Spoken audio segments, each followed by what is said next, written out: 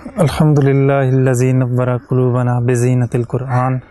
وزینا قلوبنا بانوار الاحادیث اما بعد فاعوذ باللہ من الشیطان الرجیم بسم اللہ الرحمن الرحیم قال اللہ تعالی فی کلامہ المجید والفرقان الحمید تبارک الذی بیدہ الملک وہو علی کل شیء قدیر الذی خلق الموت والحیاۃ لیبلوکم ایکم احسن عملا وہو العزیز الغفور صدق اللہ العلی العظیم۔ خالق کائنات نے اپنی مقدس کتاب کے اندر 29ویں پارے کی بالکل ابتدا میں جہاں اپنی بابرکت اور پاکیزہ ہستی کا ذکر کیا، وہیں پر ایک اہم حقیقت کی طرف بھی توجہ دلائی۔ وہ حقیقت کیا ہے؟ الذی خلق الموت والحیات، کہ ہم نے موت و حیات کو پیدا کیا، لیبلوکم ایکم احسن عملا، تاکہ ہم دیکھ سکیں، جانچ سکیں، آزما سکیں تم میں سے کون اچھے عمل کر کے آتا ہے۔ یہاں موت کو زندگی سے پہلے لا کر اس کی اہمیت کا احساس دلایا کہ وجود زندگی نے ایک نہ ایک دن گل ہونا ہے، یہ سانسوں کی مالا ایک نہ ایک دن ختم ہونی ہے، یہ ڈور جو ایک سانس کی دوسرے سانس سے ملی ہوئی ہے ایک نہ ایک دن ضرور انہیں انقطاع ہونا ہے، اور پھر ایک نئی زندگی کی ابتدا ہے۔ یہاں سے وہاں منتقل ہونے کو ہی انتقال کہا جاتا ہے۔ اس انتقال کی تیاری اور وہاں کے جو مناظر ہیں وہ رب تعالیٰ نے اپنی مقدس کتاب کے اندر جا بجا ذکر کیے ہیں۔ اسی کا نام موت ہے۔ سادہ سی تو موت کی تعریف خروج روح من الجسد سے کی گئی ہے کہ جسم سے روح کا نکل جانا، یہ موت کہلاتا ہے۔ صرف اسلام کے اندر ہی اس کا تصور نہیں، بلکہ ہر وہ شخص جو انسان کہلایا جاتا ہے یا انسان کی تعریف اس پہ صادق آتی ہے، یہ یوں کہ یہ کہ ہر ذی روح نے ایک نہ ایک دن اس کا ذائقہ ضرور چکھنا ہے اور یہاں سے منتقل ہو کر کہیں اور جانا ہے، اسی کا نام موت ہے۔ البتہ یہ ایک مختلف انداز سے اسلامی نقطہ نظر میں اس کی تیاری کی تاکید کی گئی کہ باقی مذاہب میں، باقی ادیان میں، باقی معاشروں میں ہم دیکھیں تو تصور موت اسلام سے تھوڑا سا مختلف ہے۔ کہیں پر ہم دیکھتے ہیں تو ہمیں یہ نظر آتا ہے کہ وہاں پر انتقال کو اس معنی میں لیا گیا کہ وہ حلول کر کے وہی وجود کسی اور رخ میں، کسی جاندار کے رخ میں دوبارہ پیدا ہو جاتا ہے۔ یہ ایک غیر شرعی اور غیر عقلی سا تصور ہے کہ مرنے کے بعد کسی اور شکل میں، کسی اور صورت میں، جیسا کہ ہندوؤں کے ہاں تصور ہے کہ مرنے کے بعد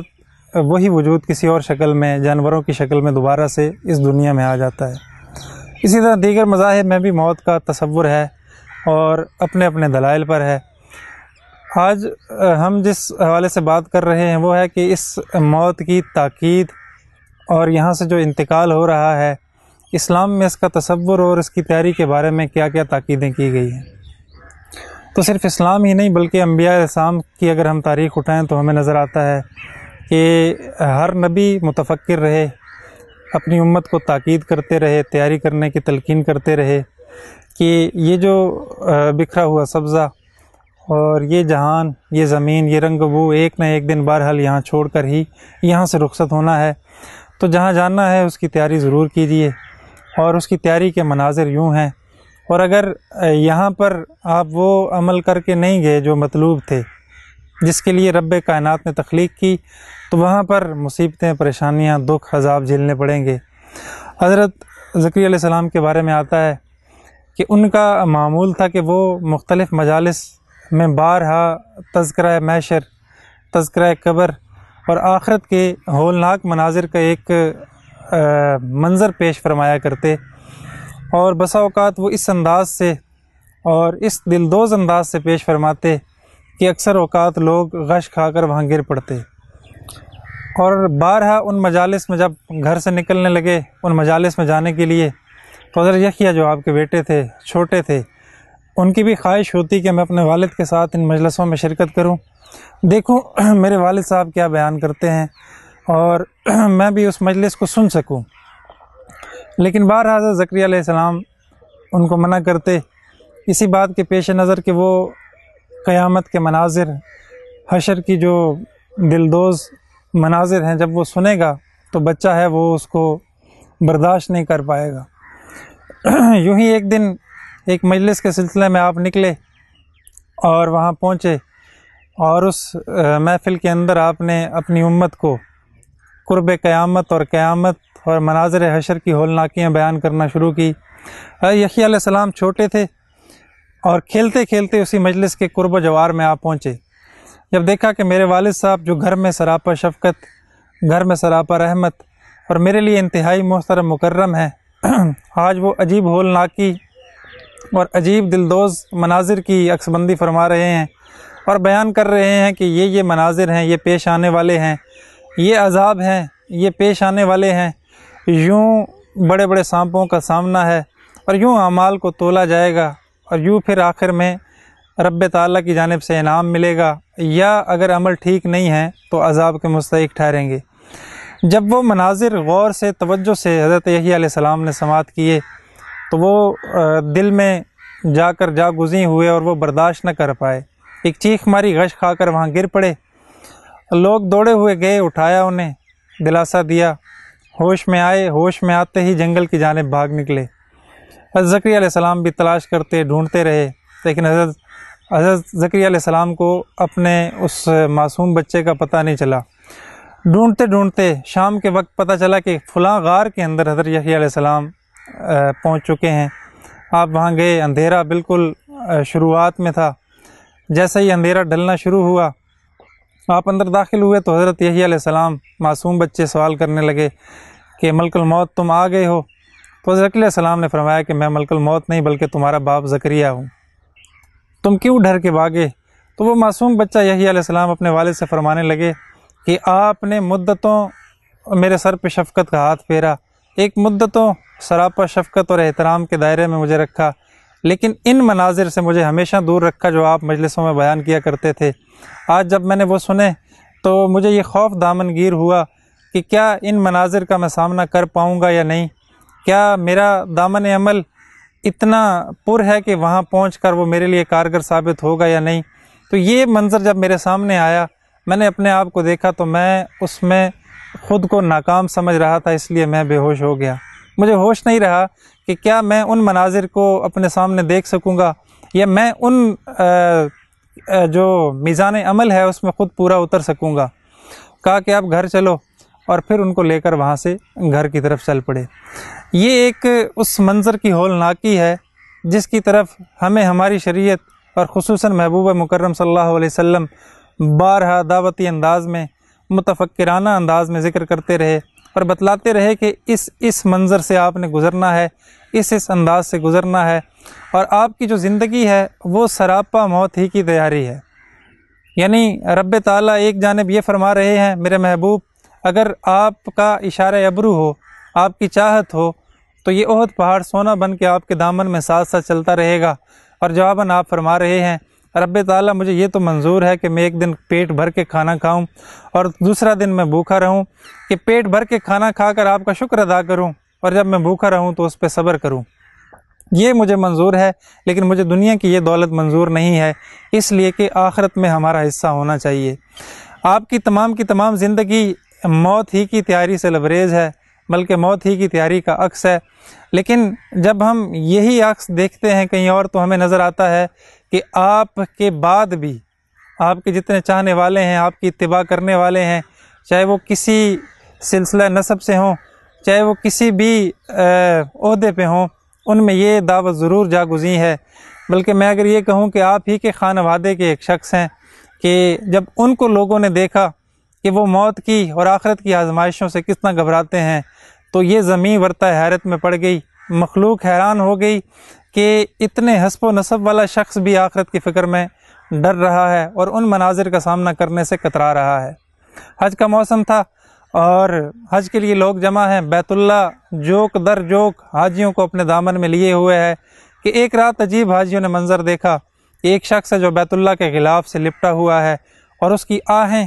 اور اس کی چیخ و پکار، اس کی سوز و بکا سے بہت سارے لوگ جو اسے جانتے نہیں پہچانتے نہیں، لیکن اس کی آہیں سن کر، اس کی سسکیاں سن کر اس کے آنسوؤں کے ساتھی بن گئے اور ساتھ رونا شروع ہو گئے۔ حضرت جنید بھی اور بڑے بڑے اولیاء بھی وہاں موجود ہیں، اور وہ دیکھ رہے ہیں کہ وہ شخص زار و قطار رو رہا ہے، پکار رہا ہے، اور اس کی پکار بڑی عجیب ہے۔ چہرے پہ اس نے چہرے کو نقاب سے ڈھانپا ہوا، اور دونوں ہاتھوں سے غلاف کعبہ پکڑ کر وہ پکار رہا ہے، رب کائنات، مجھ سے بڑا بدبخت شخص اس زمین پہ کوئی نہیں، مجھ سے بڑا کمینہ اس زمین نے دیکھا نہیں، مجھ سے بڑا گناہ گار اس زمین پہ اس وقت اس سے زیادہ گناہوں والا موجود نہیں۔ اگر آپ کی رحمت نے میرے اوپر سایہ نہ کیا، اور اگر آپ کے دامن رحمت نے مجھے اپنے ہاں جگہ نہ دی، تو پھر میرا کوئی بھی والی اور کوئی بھی آسرا نہیں، پھر تو میں ناکام ہو گیا، پھر تو میں خسارے میں ہو گیا، میرے گناہ اس زمین و آسمان میں سما نہیں سکتے۔ آپ ہی اپنی رحمت کی چادر میرے اوپر اوڑھ لیں، آپ ہی اپنی رحمت چادر میں مجھے دامن رحمت کی آغوش میں لے لیں، معاف کر دیں میرے تمام کے تمام گناہ۔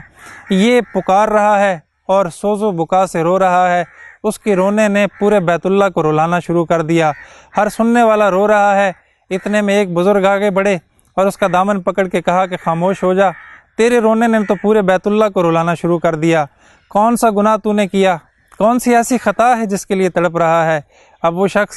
اپنا دامن بچا کر کنی کترا کے نکلنے کی کوشش کر رہا ہے، اور بزرگ وہ چھوڑ نہیں رہے۔ جب بہت زیادہ تو میں ہوئی، کہا کہ اپنا آپ دکھاؤ، تم نے کون سا گناہ کیا، ہمیں بھی بتاؤ کہ جس گناہ نے تمہیں اس قدر نادم کر دیا، اتنی ندامت والی توبہ جس نے پورے بیت اللہ کو رلا دیا۔ یہ تو تکار بڑی۔ اچانک بزرگوں کی تکرار سے ان کا ہاتھ اس شخص کے چہرے پہ جا پڑا، نقاب سرکا تو ورطہ حیرت میں پوری مخلوق پڑ گئی، حاجیوں کے پاؤں سے زمین نکل گئی کہ یہ شخص، اس کا نام، یہ شخص وہ تاریخی شخصیت، وہ حسب و نسب والی شخصیت ہے کہ جس کا نام ہے حضرت زین العابدین، جو حضرت حسین کے بیٹے ہیں، اور اتنے والا نسب، عالی نسب شخص ہے، اور وہ خود کو اس کٹہرے میں کے کہہ رہے ہیں مجھ سے بڑا گناہ گار کوئی نہیں۔ دیکھنے والے لوگ بھی حیرت میں پڑ گئے کہ جن کے لیے جنت اپنی پوری حشر سامانیوں کے ساتھ موجود، اور جنت جن کو